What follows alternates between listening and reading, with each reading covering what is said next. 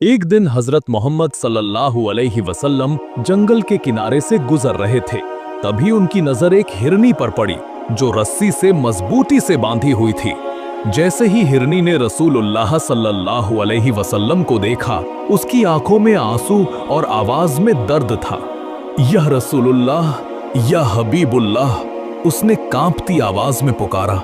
आज सुबह मैं अपने छोटे छोटे बच्चों के लिए दूध देने के बाद खाने की तलाश में निकली थी। तभी यहूदी मेरे सामने आ गया और मुझे पकड़कर बांध दिया। सुबह से अब तक मैं बंधी हुई हूँ। मेरे बच्चे अब बहुत परेशान होंगे। शायद भूख से उनका गला सूख रहा होगा और वे मेरी याद में रो रहे होंगे। हिरनी की आंखें नम थीं और उसके छोटे बच्चों की याद में उसकी आवाज टूट रही थी। या रसूलुल्लाह, मेरी आखिरी ख्वाहिश है कि आप मुझे मेरे बच्चों से मिलवाएं। आप तो रहमतुल आलमीन हैं, मेरी मदद कीजिए। हिरनी की दर्द भरी फरियाद सुनकर रसूलुल्लाह सल्लल्लाहु अलैहि वसल्लम का दिल भर आया। उनकी आंखें नम हो गईं और रहमत से भरा हुआ दिल तुरंत हिरनी की तरफ झुक गया।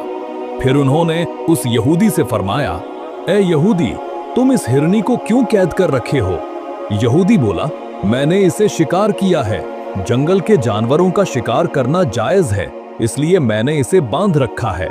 हजरत मोहम्मद मुस्तफ़ा सल्लल्लाहु अलैहि वसल्लम ने नरमी और प्यार से कहा, ए यहूदी, क्या तुम नहीं देख रहे कि ये मादा हिरनी है? इसके सीने में दूध भरा है। ये अपने बच्चों को दूध ना पिला पाने की वजह से बहुत तकलीफ में है। इसे छोड़ दो। यहूदी हंस पड़ा और बोला, मैंने बड़ी मुश्किल से इसे पकड़ा है। अब क्या मैं तुम्हारी बात मानकर इसे छोड़ दूं? हरगिज नहीं। रसूलुल्लाह सल्लल्लाहु अलैहि वसल्लम ने शांत और रहम भरी आवाज में कहा, इस हिरनी को छोड़ दो। ये सिर्फ आखिरी बार अपने बच्चों से मिलने जाना चाहती है। बच्चों को दूध पिलाकर फिर तुम्हारे पास लौट आएगी। ये सुनकर यहूदी हैरत में पड़ गया और हंसते हुए बोला, ए मोहम्मद, जंगल का जानवर क्या तुम्हारे बाप दादाओं की मिल्कियत है कि तुम इसे छोड़ दोगे और ये फिर वापस आएगा? क्या तुमने कभी देखा है कि शिकार किया हुआ कोई जानवर लौट आता है? रसूलुल्लाह सल्लल्लाहु अलैहि वसल्लम ने दृढ़ और समझदारी से फरमाया, ए यहूदी, तुम इस हिरनी को छोड़ दो और इसके बदले में तुम मुझे बांध लो। अगर ये हिरनी वापस नहीं आई तो तुम मुझे जीवन भर के लिए कैद में रख लेना। यहूदी ने थोड़ी देर सोचा और फिर मुस्कुराते हुए कहा, ठीक है, जैसा तुम कह रहे हो वैसा ही होगा। मैं इस हिरनी को छोड़ देता हूं, लेकिन बदले में तुम्हें बांध कर रखूंगा। अगर हिरनी वापस नहीं आई तो तुम कभी भी आजाद नहीं हो सकोगे। फिर यहूदी ने हिरनी की रस्सियां खोल दी और रसूलुल्लाह सल्लल्लाहु अलैहि वसल्लम को रस्सियों से बांध लिया। जैसे ही हिरनी आजाद हुई, वो जंगल की तरफ तेजी से दौड़ पड़ी। ये देखकर यहूदी के दिल में ख्याल आया, अब ये हिरनी कभी वापस नहीं आएगी और ये आदमी ये बिल्कुल बेवकूफ है। सिर्फ एक जंगल के जानवर के लिए उसने अपनी जान और आजादी दांव पर लगा दी। इससे बड़ा बेवकूफ मैं दुनिया में कभी नहीं देखा।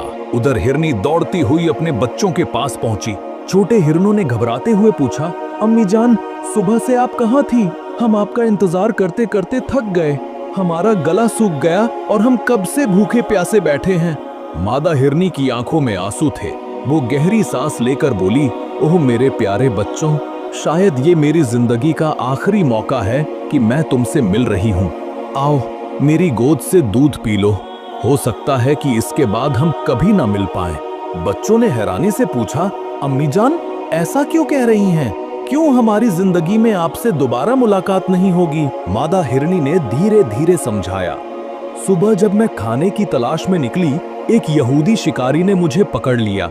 उसी वक्त अल्लाह के रसूल उस रास्ते से गुजर रहे थे।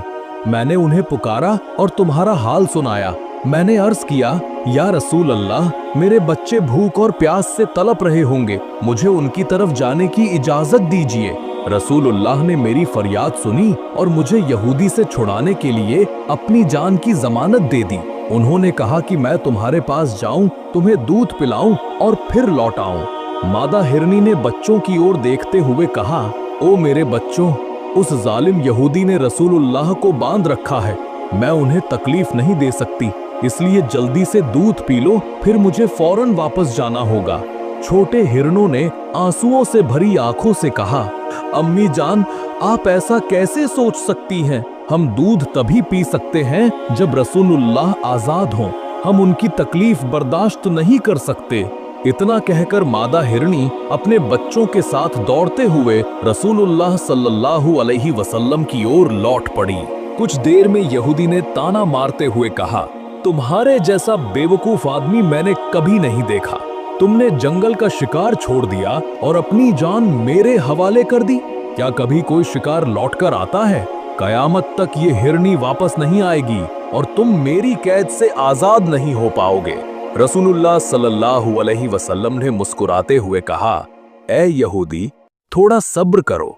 ये हिरनी मेरी मोहब्बत और रहमत की वजह से जरूर वापस आएगी। यहूदी ताना मारते हुए बोला, ऐ मोहम्मद, अपनी ये फिजूल बातें बंद करो।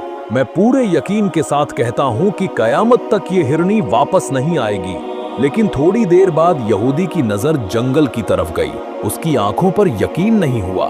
वही हिरनी वापस आ रही थी और उसके साथ उसके छोटे छोटे बच्चे भी लौट रहे थे। ये नजारा देखकर यहूदी दंग रह गया। उसकी आंखें फटी की फटी रह गईं।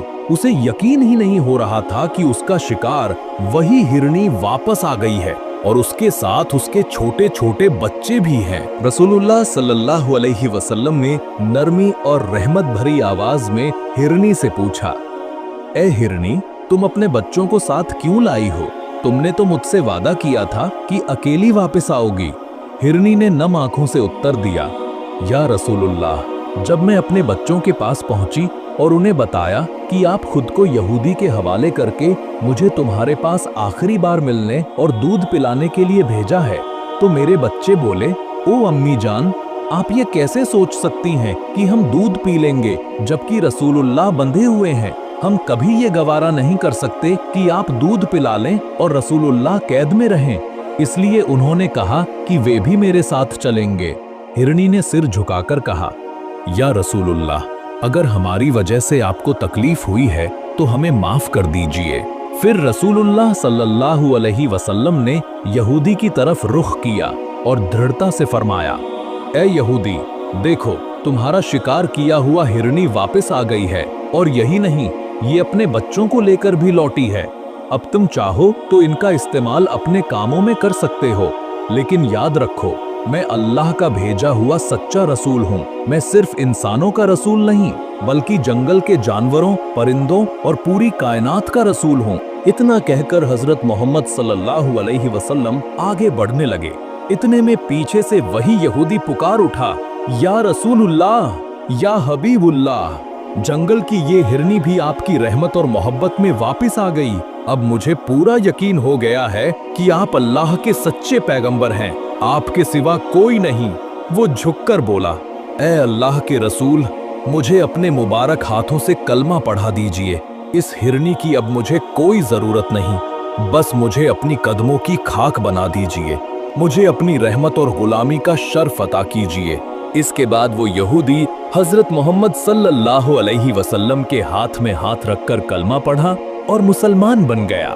सुभान अल्लाह। इस तरह से एक अनजान रास्ता हिदायत का जरिया बन गया। जो दिल शक में था वो यकीन से भर गया। जिसे बो कसती रही वही उसका रहमत बन गया। अगर आपको ये कहानी अच्छी लगी है तो वीडियो लाइक करें, चैनल सब्सक्राइब करें और दोस्तों के साथ शेयर करें।